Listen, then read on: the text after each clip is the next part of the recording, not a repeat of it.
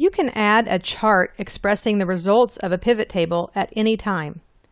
A pivot chart report can help you visualize pivot table report summary data to make comparisons or see patterns and trends. When you insert a pivot chart, you're also automatically inserting a pivot table. A pivot chart report must be in the same workbook as its associated pivot table report.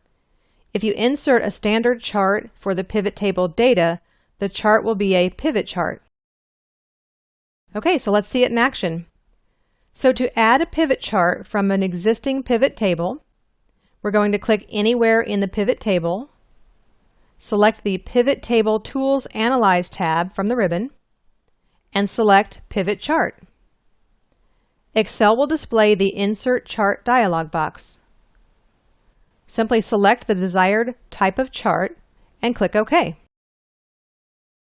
To insert a pivot chart from data, meaning we didn't already have a pivot table set up, we're going to place our cursor somewhere in the data that you'd like to analyze, select the Insert tab from the ribbon, and select Pivot Chart.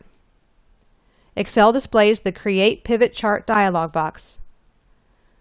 Excel automatically provides a range of cells based on your selection. You can change that table or range if desired.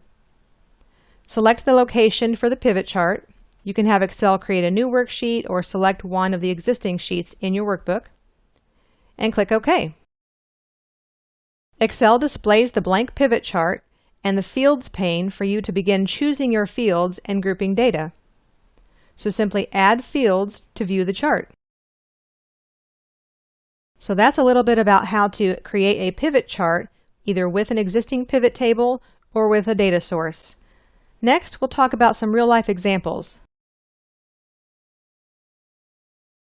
Thanks for watching this session of Go Ask Debbie.